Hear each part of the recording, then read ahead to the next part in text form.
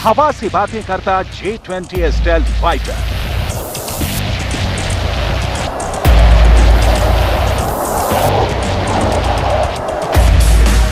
आसमान में गरजता Y-20।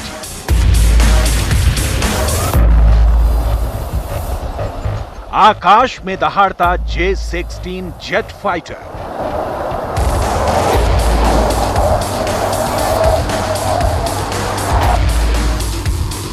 Changchun के जेलिन में चीन का नभ लड़ाकू जहाजों के परवाज से रंगीन हो गए।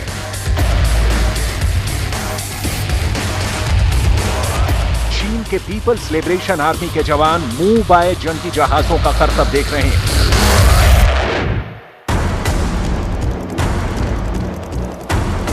तेज आवाज में जेट फाइटर की आवाज से अपनी आवाज को मिलाने की नाकाम कोशिश कर रहे हैं। 3 साल बाद चीन ने अपने सीक्रेट हैंगर से J-20 स्टेल्थ फाइटर निकाला है। हवाई हमले के लिए नहीं, प्रदर्शन के लिए चीन एयर शो कर रहा है।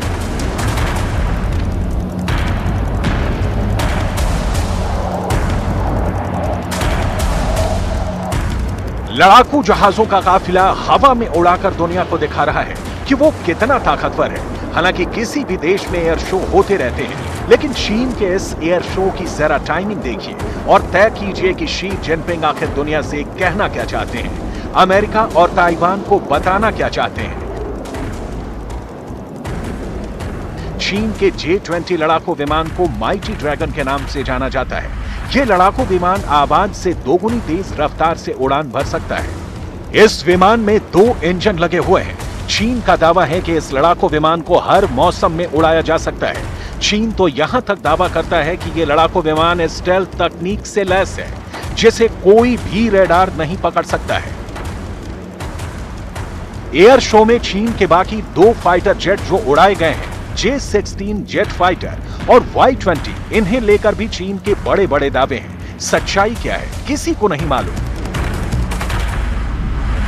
强军兴军这10年，歼20、运20列装越来越多，飞弹越来越远，在新时代联合备战中日益发挥了。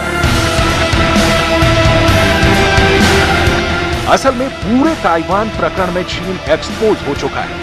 कारतूस, तोप और बारूद की बातें करने वाला चीन न ताइवान पर चढ़ाई कर पा रहा है, न अमेरिका को ताइवान से गले मिलने पर रोक पा रहा है। लिहाजा जवानों के हौसला अफजाई के लिए, चीन की जनता को बरगलाने के लिए, दुनिया को दिखाने के लिए चीन ये नया एयर शो लेकर आया है।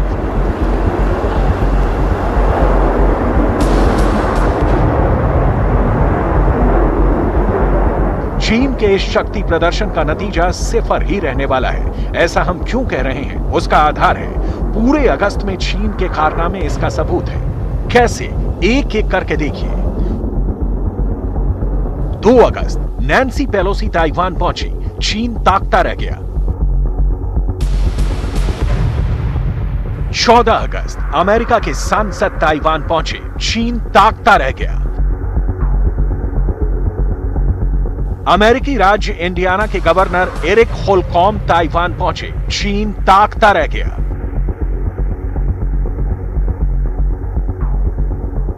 पच्चीस अगस्त अमेरिकी सीनेट मार्शा ब्लैकबर्न ताइवान पहुंची, चीन फिर ताकता रह गया।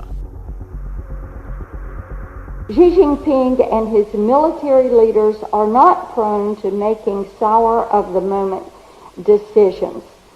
They planned for this moment, and they were just waiting for an excuse to bully Taiwan. They are clearly testing Taiwan's resolve and the rest of the world's tolerance for even more imperialist violence. चीन की धमकी के बावजूद America के नेता Taiwan पहुंचते रहे। चीन युद्ध अभ्यास करके ये जताता रहा कि अमेरिका का ये रवैया उसे कतई पसंद नहीं, लेकिन चीन ने ऐसा कुछ नहीं किया जो अमेरिका और ताइवान के बीच दरार पैदा कर सके, अमेरिका को ताइवान से दूर कर सके। चीन के सारे युद्ध अभ्यास क्या बस दिखाने के लिए थे, या शी जिनपिंग के दिमाग में कुछ और ही चल रहा है? मतलब 2 अगस्त से 25 अगस्त तक इन 23 दिनों में अमेरिका के नेता ताइवान पहुंचते रहे और चीन की तमाम धमकियां गीदड़ भभकियों में तब्दील होती रहीं। जरा याद कीजिए नैन्सी पेलोसी की ताइवान यात्रा पर चीन ने कैसे उनके प्लेन को हवा में उड़ाने की चेतावनी दी थी, लेकिन हुआ क्या? नील बटा सन्नाटा।